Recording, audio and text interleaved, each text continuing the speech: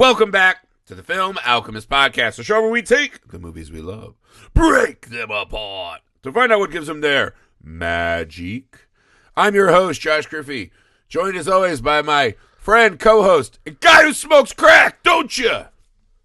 Oh, that was the one you went with, huh? Alex Dandino. Yes. There's so many options. There's so many good quotes in this movie. All right, today we continue our journey. The pod returns to school this month. Today we land on a no-nonsense educational yarn. Lean on Me, starring Morgan Freeman. Classic, absolute classic. Before that, a bit of business. Everyone, please go to patreon.com/filmalchemistpod. The best way to support the show, the best way to get more out of the show, means the world to podcasts like us, right? Podcasts like us, this is how we can continue to grow and thrive, right? Is by your generosity. So patreon.com/filmalchemistpod, huge Patreon exclusive library, commentaries, mini-series going right now, all kinds of fun stuff. You can even have us do a double feature of your choosing. We got all that going on. Make sure you go to YouTube, subscribe there, Film Alchemist. We're on all the socials you're on, including TikTok. We'd love to see you over there. Sharing, helping us with the algorithm, all that super awesome stuff that human beings love, algorithm talk. Help us over there. The email, filmalchemistpod@gmail.com. Reach out, talk to us. We love to hear from you guys. Thoughts, comments, ideas. Don't be shy. Shoot it over. Make sure you go to misfitparade.net so you can keep up with the movies we're making. My short film, Sugar Tits, is out making the festival run. So maybe you can come watch it with me in a town near you. Also, we have begun filming our first feature film, Mr. Cream Jeans Hidey Hole. It's exciting. We're going to be doing a really fun crowdfunding campaign soon. So misfitparade.net to stay abreast of all of that information. We appreciate it. And make sure you go check out the work I'm doing with Looper, where I go over there and talk about movies on camera. So it's this, but with my face and body. For those who want that, I don't know. That's not it. All right. Alex, no one talks during my pods. You get your pen and write. No. I picked up a piece of trash. Yeah. You heard me. You insubordinate. Fucking desk flipping. All right. So this is... It's hard to say because I think Morgan Freeman, for so many of us, has become the narrator, right? Yeah. This is a weird suave, movie to watch cool, Morgan Freeman in. It was one of those, like, we turned it on, and immediately my wife looks up, she's like, is that Morgan Freeman? I was like, no, that's a goddamn flamethrower with shoes. That's not... Morgan Freeman has transcended human form and has become one of the Game of Thrones dragons, just fucking roasting and flaming anyone who gets in his path. He plays our titular character, Joe Clark. Not titular, I don't know why I said that. Our lead character, Principal Joe Clark, right? He is brought in to fix school number 6, right? This is a stark contrast from the schools we start the movie in. This school is in utter disrepair. It's the worst school in the state. It's on the verge of closing down. Which is probably saying something, given its As they say in the opening crawl, which I love, a cauldron of violence. And I was like, that's fucking metal, dude. That's not how you want your school described, but that's fucking metal. Yeah. Joe Clark is brought in to fix this as principal and essentially just runs around with the megaphone, just fucking berating us and the audience and the teachers and the students. Anybody for the rest who will of the listen. runtime. If you get near him, roasted. You're getting fucking roasted, dude. It's like Don Rickles mixed with, what does he call himself? Batman. Whoever beats people with bats. It's falling down Don Rickles, Morgan Freeman.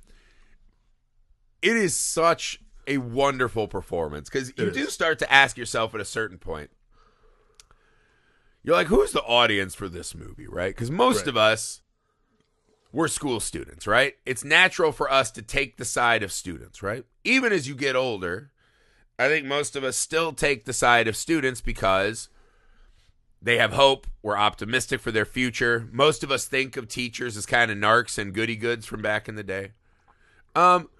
This movie takes all that away and says, but have you ever really rooted for the principal outside of that John Belushi action film? And you're like, no, I've never really been on a principal side ever once in my life. No. And this movie says, what if it's the meanest principal ever, but he's right?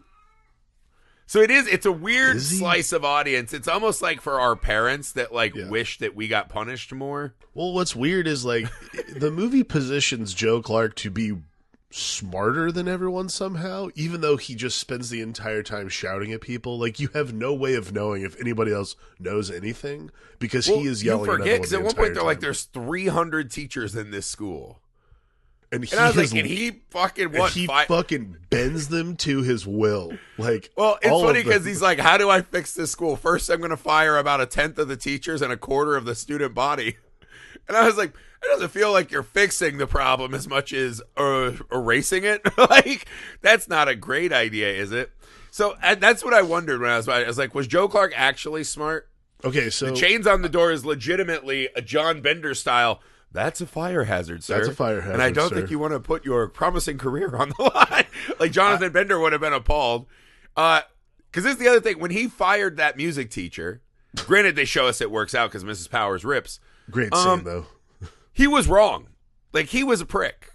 He was wrong, but When I he also goes after Mr. Darnell, he's wrong. In the movie at the end, they're like, eventually he starts like he gets reprimanded by his boss, and he's like, "Fine, I'll scream at people, and then at the Yeah, end I'll add a little tag after the emotional abuse where I'll just go, 'Nice, way to rewrite the song,' and walk out, and that's good." like really you couldn't have just said nice job. Like just So I'm start. like, I'm pretty sure that's like abusive relationship 101. You could start abuse, by saying abuse, thank abuse, you. and then like a little frosting.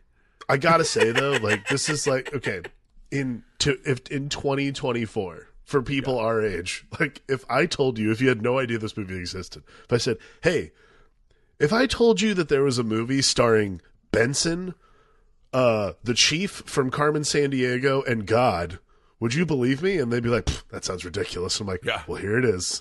And it is Our excellent. police commissioner from Highlander is just the fucking corrupt, spineless mayor. Like, Police Commissioner from Highlander, Michael Imperioli from the like fucking Christopher Candyman. Moltisanti. Candyman is the security guard who's protecting children. what a Like, great cast. Well, no, it's an because amazing at one cast. point he comes in and Clark's like, he's my avenging angel. He is my in the hallway. avenging So I was like, angel. this is what? Because he just said he's Stop, like, wait take a the second. bars off the Start that again. Take the bars off the cafeteria. If you treat these kids like animals, that's how they'll behave. P.S. I hired a man I call my avenging angel of the hallways, and I was like, you were sending me real fucking mixed messages. And then Take okay, down he the does cage, that. but turn up the voltage on the taser. Wait, what? He does that. They go to the auditorium and he kicks out like 300 kids. And Tony Todd in the background. Tony Todd just goes, looks at him, and goes, and just waves. Yeah, he does. He gives him the try me, bitch. No, it's It was so, like best avenging angel ever. This is yeah. quite I the was like, security. you are sending wild ass messages, but that scene is fucking rad, dude. That's kind It's of awesome. like the first great scene of the movie. Yeah.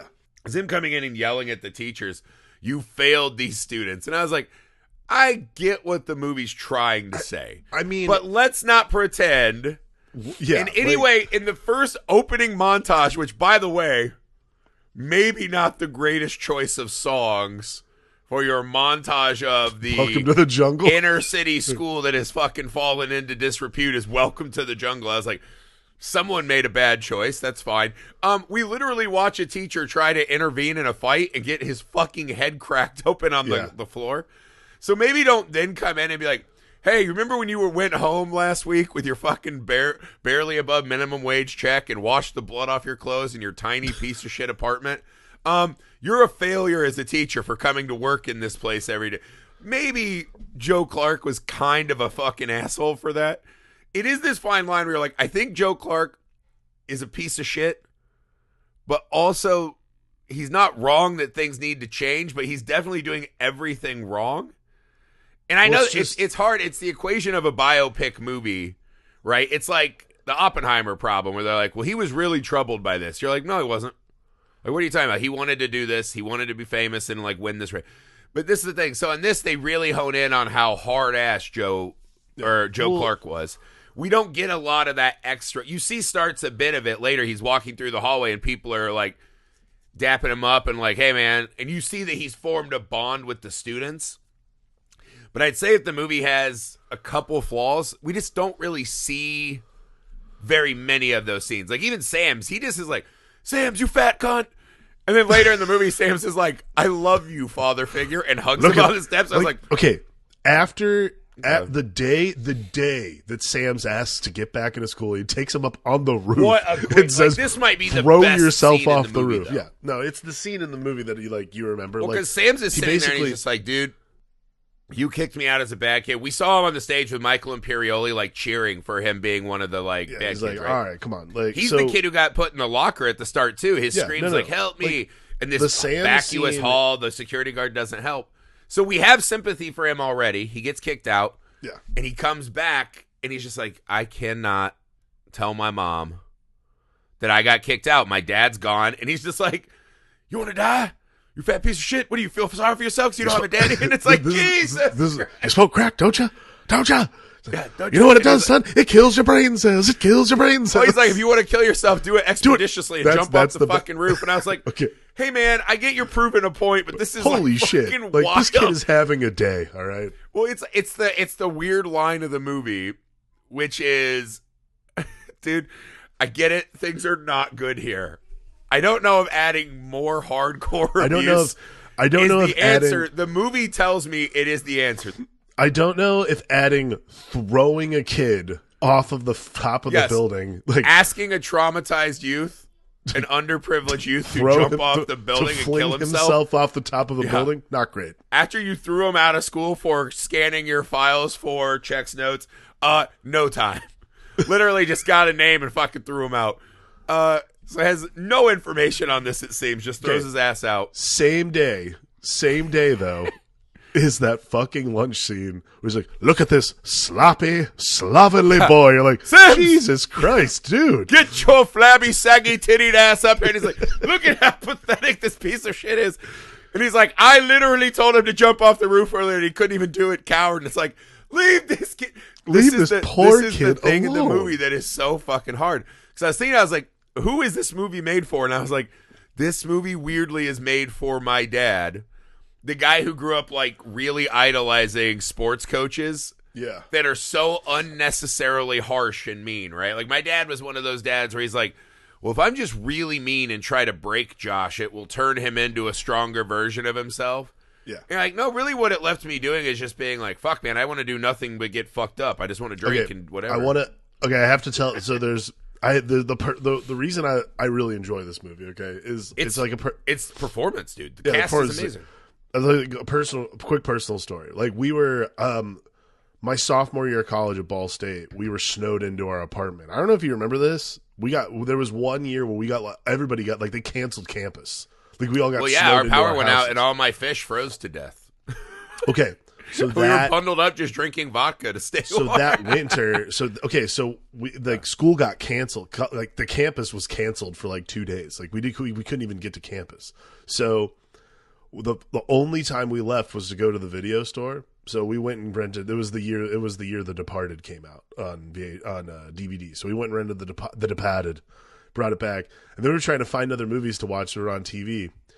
And we're all deliriously we're just completely homebound and it sucks. So we're just sitting there trying to figure out what to do.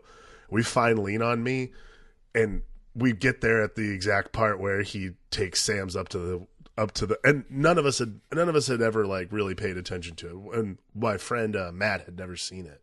So we were watching it, and it was that part where he takes him up to the roof, and we just started fucking howling at how insane this was, where this teacher is full blown threatening this kid to come on, you got the courage to do it, Jesus Christ. But see, this is the thing. Insane. What it is there is this. We start the movie watching him as this kind of, not stuffy at all, right? He's got his casual gear on. No, he's cool. Running this great fucking lesson. The students are loving him. He's teaching. It's great. Yeah.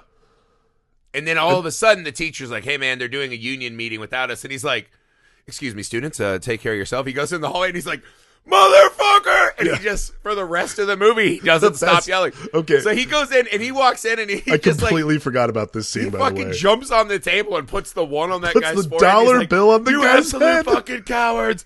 You cunts. And he's going ape shit. And they're like, Actually, we're all just gonna get these raises. We just gotta sit. We voted you off the island. Yeah. And it's one of those you're kind of like, wow, he seemed like a really great, inspiring teacher, but then, man, that bipolar really fucking flared up. You're like, I think not to be mean. I was like, I think I'd do the same thing. Like, oh, I just don't have to like get fucking dismissed by Joe every day when I'm having coffee. Joe doesn't get to like insult me all the fucking time about how he's the world's greatest teacher, and I get a raise. I'm in. Again. But then when Joe returns, now he's like the fucking suit, dude. He's the administration, not a teacher. I had fully forgotten about how this movie begins, and when he put that dollar bill on that guy's forehead, I was like, that's fucking great. Of course Pay you your got fired. bills. Pay your bills, bitch. But that's what I mean. It's so, they give us that little permission where it's like, Joe Clark is an inspiring figure when Joe Clark gets to do exactly what he fucking wants all the time. And this school becomes this example where you're like, he's not wrong, or like he gets to a certain result, but it is like one of those, you know, it's like, is the best way to solve gun violence more guns? Joe Clark agrees. You know what I mean? Where it's like, Joe's gonna fucking get this done. I mean, like, and you watch the school change, you watch all that. Like, here's an example. Is it not the absolute just biggest prick thing you've ever seen? Sing the school song or you're suspended. That, to me, I was like, dude, if my principal would have ever said that, I'd been like, hit me with that suspension, dude. Yeah, like, I'll take it. I'm not fucking standing up here. We had a teacher when I was in 8th grade, and if you got busted in the hallway or, like, interrupted in the hallway when he was teaching his class, he'd pull you in his room. His name is Mr. Rice. He was one of my best teachers I ever had. Amazing math teacher. He was a young guy. We all liked him. Played basketball with us. But he never yelled. He just was like, Griffey, get in here. And you'd come in. You'd be like, yeah. And he's like, thought you're funny? And I was like, yeah. And he's like, that's it, Barney push-ups. And you'd have to do push-ups in front of the whole class while singing the Barney song. I love you. Wow. You. And it was like a version of public shaming. Mm-hmm. And I was always like, I get it, but I was like, you think back on it, you're like, that's like a really weird, sing the Barney song while we see if you can do push-ups in front of your class. And I was like, I don't know that I love that. Although he still was like the best teacher I ever had, probably. Right. This, like, sing the fucking, like, when he goes into that bathroom and he's like, look at this fucking collection. He's like, sing the fucking song. And I was just like, just take the L. Take the suspension. Just say, I'll take the suspension. Because as an audience, we're like, this is going to build camaraderie and all this. Like, it's weird because I feel like the movie's showing us this is not how you should do things. But he seems to always get the result he wants. Within the first 30 minutes of this movie, okay? Yeah. Like, it takes, no less, like, within 20 minutes of this movie, he kicks out all the drug dealers. Yeah. Then one all of them the kids tries who to are come back. Really the closest to, like, dying on the streets, as he claims he cares about. He's like, those kids are the most at risk. We don't need them. So, kicks out, well, hang on. I've got to say this. Kicks out most of the drug dealers except for, like, the one affable one who dresses in a suit that you know is still a drug dealer. Kid Ray. I wondered about that, too, because he gets his ass whipped at lunch, and he's like, why did he come? And he's like, I don't know, I'm dropping out. And you're like, yeah. Okay. Which that scene leads to another thing where you're like, holy shit, are you serious? Where one of the guys he kicked out, he's like, I'm waiting for this, man. Takes a switchblade out and fucking knocks this kid on his ass. You're like, yeah, Joe Clark's like, come on then. Come on. Nobody. Yeah, I was Hell like, Joe Clark just whooped that kid's ass. Is no one going to say anything? No one. But see, this is the thing. He whoops this student, but all of us are like, he's got a knife. Fuck him. You know, it is weird. It puts us in this. To be fair, he did bring a knife to a bullhorn fight. I disagree with Joe Clark. Yeah. The existential But the movie crisis makes me say that I don't. Like when he holds those he's like, hold your hands up and feel the shame of these students. Feel how hard it is, how discouraging it is for these students. Because you can't fucking teach them. You are a fucking loser. And he's like, the difference is the students will be raising their hands in front of the barrel of the gun. And you're like, oh, you mean like those 400 students you sent out to the streets to get murdered on your first day? Like, oh, well, now we care about the students? By the way, that scene, which is already has like the impact it requires, is punctuated in the middle by that fat white teacher who just is the constant like constantly that takes the dude. brunt. Yeah, that he's like a not funny like, Farva.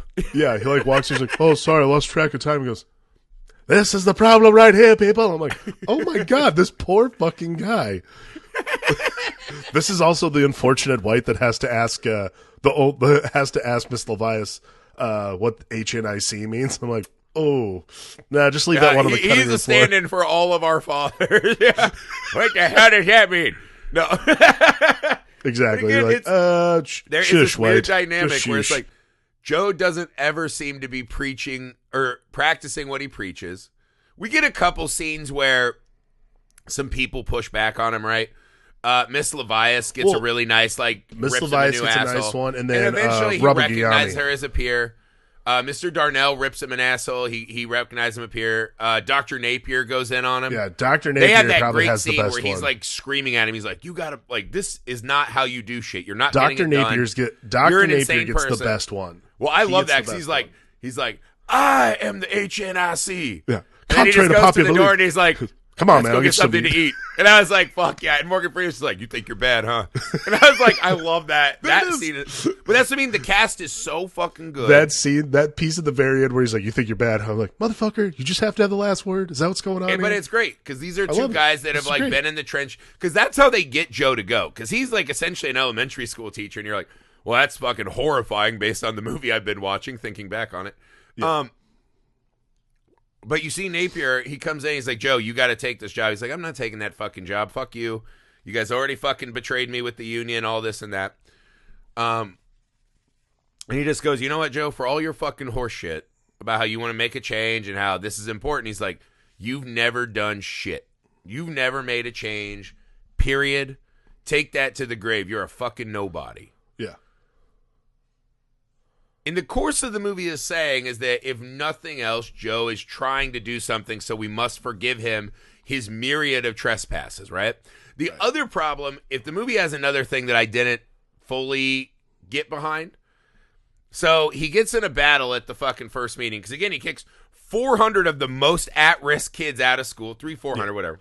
Kicks them out of school, right? You're like, well, that's pretty shitty. Because all those kids are going to be dead within a year, as he tells the other kid probably. He doesn't seem to care about that. They made one mistake, so now they're useless to him, right? Yeah, that's their problem. Yeah. So not as inspiring as I think the movie thinks it should be. And then the rest he chains in, so if one of those kids comes back angry, they just light a fire and kill all the rest. So Joe's making mistake after mistake. Leona Barrett is the character's name, right? Lynn Thigpen. She starts fucking going in. I was like, who the fuck do you think you are to kick all these people out? And he pretty much just stands up and does like a half a preacher routine. And he's like, don't listen to this bitch. She's on welfare. And it's like, what are you doing? Joe, what the fuck are you doing? He's like, if you had some pride and weren't on welfare, this would be fine. And so she's rightly, his entire group. She's rightly fucking livid. And she's like, now it's my life mission to kill Joe Clark. And you're like, you know what? She's not wrong. You know what is wrong? Yeah, she's well within her rights. This was just a screenwriting problem.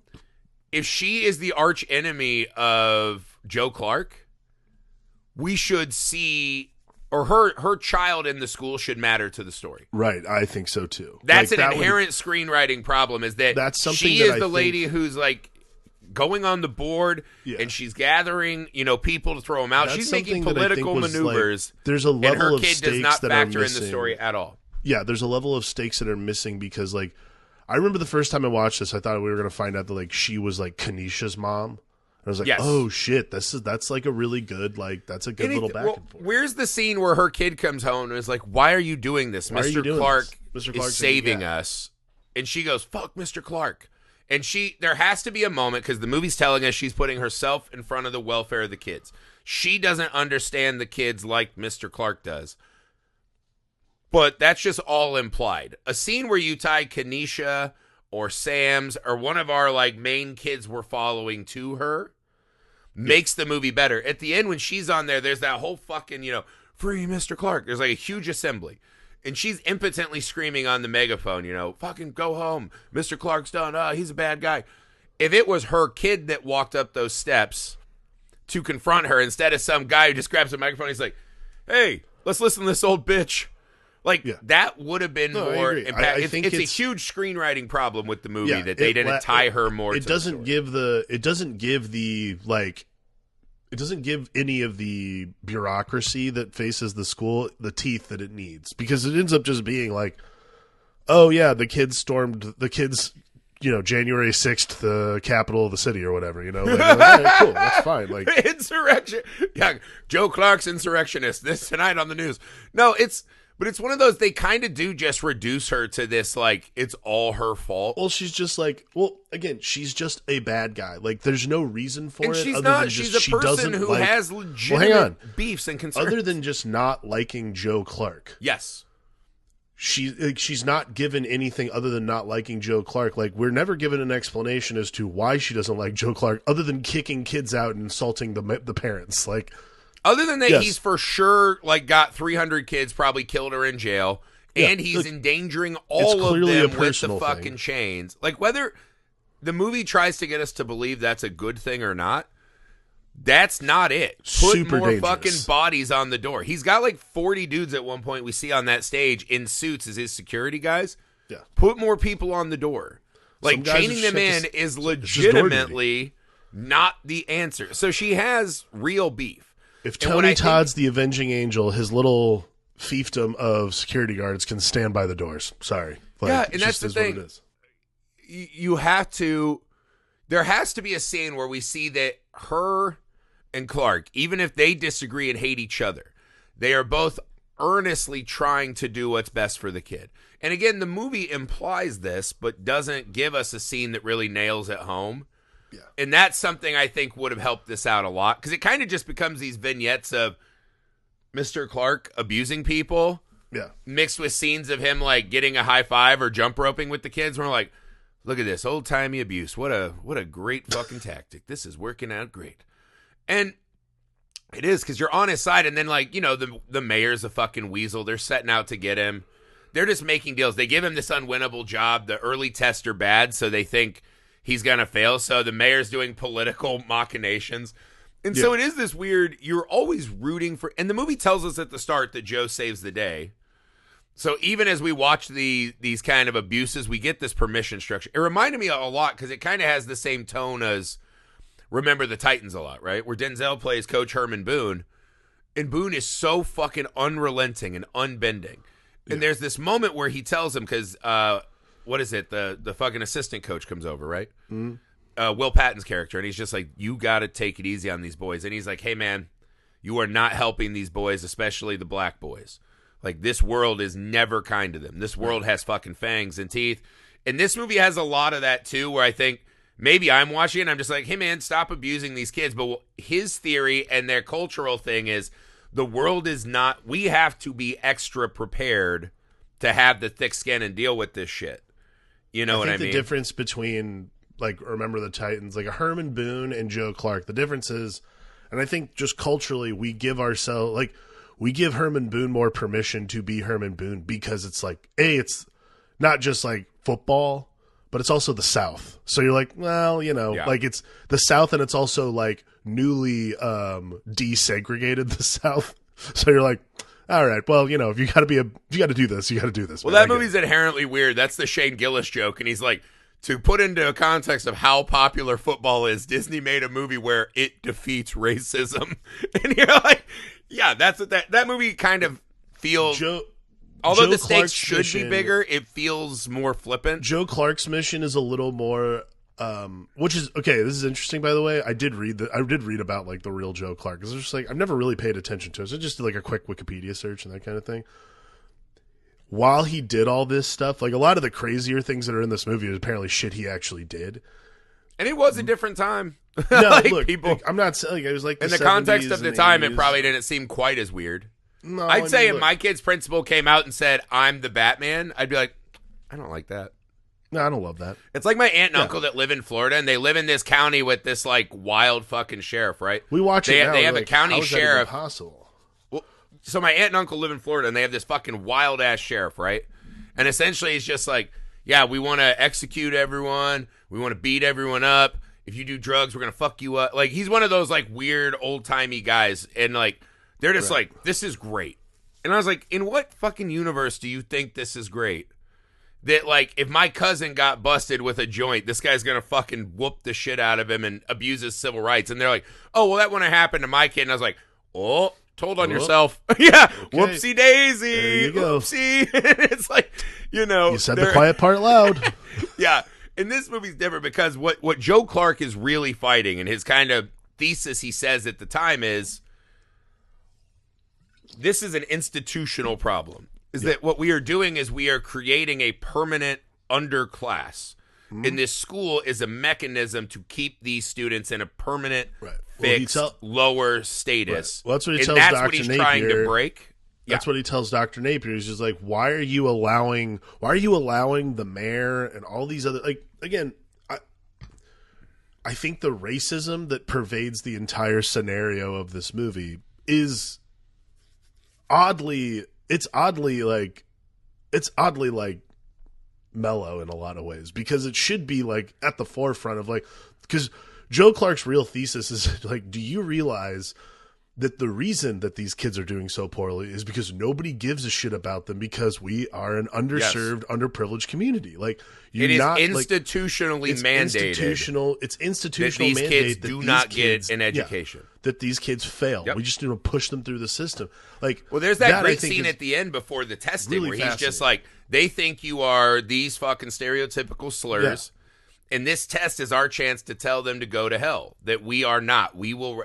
And it is this, and again, the kind of flavor of racism of this movie is different because there's almost no white characters that have a point of view that matters. By the way, that was like my favorite part of that assembly scene too. It was like, all the white students stand up, like, yes, you ate, stand up, please. Yeah. Get up. Yeah. Well, it is because he's just saying, he's like, fine. even then, he specifically says, he's like, yeah, these are the white students. He's like, they're also have nowhere to go, this and that. They're poor, trash, whatever. He's like, they're in the same machine, right? It's for you, but they're caught in it now, too. And again, it says, we are united to tell them not today. Fuck you. Yeah. We will rise above. I think that's like... And it is. That's the thing. He's fighting an actual, like, institution. Right. Not and like that, a specific I think, is the class problem or whatever. He says it so poorly at the beginning to Lynn Thigpen's character, when he, like, tells all the parents to get off welfare and so on and so forth. Like, it's that Bill Cosby shit, right? Like, you should do it on your own, pull yourself up by your bootstrap. But, taking away what Bill Cosby became. The way he says it to them is wrong, but he's, like, if he had just... Again, this is why we needed Lynn Thigpen's, like, daughter or son to be in the school, because... We needed her to be more than just an angry, bitchy lady character. Yeah, because she needed to be a real human being. They would have come home and been like, Mom, why are you like this? Or, Mom, why are you being like this about, Mr. Clark? Yeah, It's like, I worked hard to give you a chance. You're this close to graduating. You're going to be the one that graduates. Like, I'm not letting you get caught up. Like, and like that, I think is the part. Yes. That I think is the hard part about the Lynn Thigpen character, is because she doesn't have any sort of, like, because we don't know what her stakes are in the school itself. She's part of this, like, mechanism of racism. Well, almost. It feels like they're why are you her, putting like, Lynn Thigpen in this position? Look at this poor parent who has also failed these kids, and it's like, we don't know anything about. I don't know anything about her life. And again, her performance is great. You're like, she's awesome. ready to fucking go at Morgan Freeman. They should have had more scenes battling. No, she goes after everybody. It's awesome. Where, like, I love it when she gets in the mayor's face. Oh, it just gets in the mayor's ass. Yeah, that's great. That's because the mayor, Alan North, is just like a great, like, kind of squirmy, like, all right, this sucks. Yeah, I know the exact score. God damn it! Why did I go in this line of work? God damn it! I think the movie is kind of just a vignette setup, right? Where it's just, here are little images of things getting better, things fixed. I don't know that they do a good job of kind of like bringing home the stakes. And again, we know it's a movie where Joe Clark will save the day at the end, right? So I just think the script is not as tight and thematically interesting as it could have been. It's missing that really important dramatic stake, which is Lynn Thigpen's thing. Right, but then what it is, it's just like every scene, the cast is great, the dialogue is great. So you're like, I'm getting what I want still, right? That scene when Sims and his boys sing the fucking song, and you're like, oh my God. And we watch Morgan Freeman, he's looking at them like they're fucking xenomorphs. Yeah. Like he's in 70s Body Snatcher, and he's like, what the fuck? What? Yeah. And you're just like, he sees that there's real talent, that there's real ability here. And he goes and tells Mrs. Powers in the cuntiest way ever that she did a great job. And it's, there are these moments of like, we watch these kids do better. We feel good. Like things are getting better.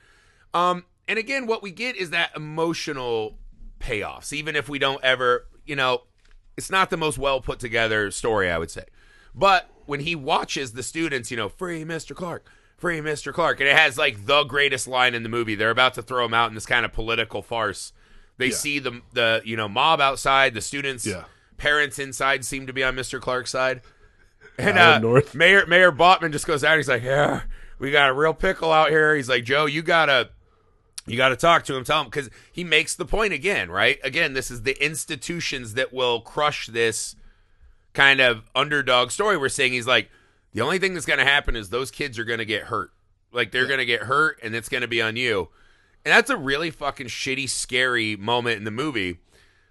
And Joe Clark, for better or worse, still just says, "I don't got to do nothing except be black and die." Stay black and die. And you're just like, that's a bad motherfucker line. I don't know how many times he practiced it. You're like, I love it. That might be one of the greatest lines in the history of movies. It's like, that's if you're telling me like that's a top 10 greatest movie quote of all time, I'd be like, yep, I accept that. If like, you're telling me, also, if you're telling me, like, line. How do you summarize a character? Like, how do you summarize a character's like respect for authority? That line right there.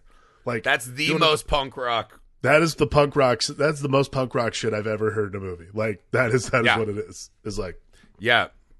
And again, it looks like we're heading to this really dramatic cliff, right? Which is, he's trying to get the kids to calm down. He appreciates them, and they start chanting, "No, no." Yeah. And the cops are getting out, and they're fucking gripping their clubs, and you're just like, Jesus Christ. Especially in 2024, we're like, oh, shit. Like, if you had never seen this movie, you're like, fuck, dude, this is going to be bad. And again, this was a different era, man, and we know, like, these kids are trying to do something the system does not want them to do. They're trying to achieve and have a voice and be heard and reckoned with. And they're doing everything lawfully and right. Yeah. And it's kind of one of those, like, cliche movie moments, right? The test scores get run up, right? Like, it's the fucking Olympic torch. And they pass the test. And you watch the kids, cheer. And Sam's runs up and gives them a big hug. And it is this great emotional moment for us, this great catharsis as Joe walks into the crowd of his students, and everything's great, right? And we've been on this journey. We watch Joe go to people's houses, tell his teachers, like, hey, come in Saturday. If people's parents can't read, they can join him. Like, we're going to actually get out. It's time to start putting it on the line. And methods aside, we see Joe put it all on the line. And at the end of the movie, him and Dr. Napier look at each other.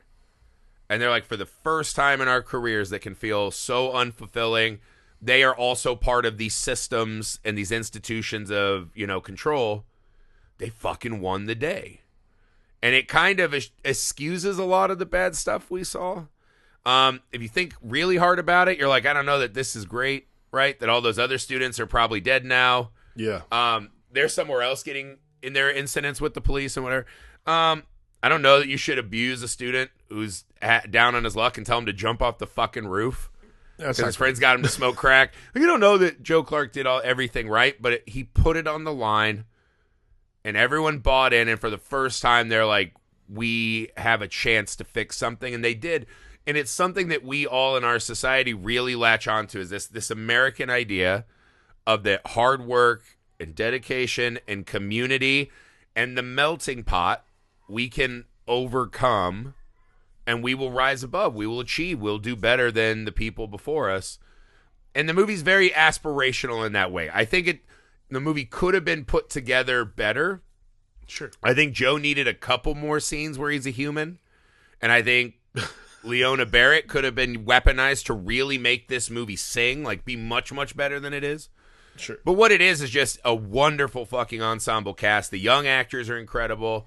Morgan Freeman is just, you can't take your eyes off him. He is the mouth of Bruce, the Jaws shark, just walking through this movie, destroying everything. It's hard to imagine now the way that we view Morgan Freeman. It's hard to imagine him in this movie because he's just not like that. That's not the Morgan Freeman he is. Yeah, and he just fucking burns this motherfucker to the ground. He's so good. He's so badass. It's a really awesome, powerful movie. It's so much fun. That's it for Lean On Me. We hope you enjoyed our discussion on Lean On Me. We've got one more school movie. Uno Mas. School movie. Everybody Wants Some. Is that the last one? Everybody Wants Some. Richard Linklater joint. Join us for that. Next month is Alex's birthday, so the curation will be me curating movies for Alex's birthday from myself and various friends. So that's going to be a really fun one. We've already got some good movies on the list. Make sure you're on patreon.com/filmalchemistpod to get the extras, the commentaries. We just did Godzilla 98 last month. We're doing Batman Forever next month for Alex's birthday. Go to patreon.com and see what we talked about this month. Exciting stuff. Please help us over there. It means the world to us. It is our lifeblood, and we rely on you for that. Also, the YouTube Film Alchemist. We're on all the socials. Find us there, especially TikTok. Email the show, filmalchemistpod@gmail.com. Go to misfitparade.net so you can keep up with all the filmmaking we're doing over there. And go check out the video work I'm doing at Looper so you can see more movie talks with your buddies, The Alchemist here. More than anything, guys, thank you for the time. We'll see you next week. Don't smoke crack.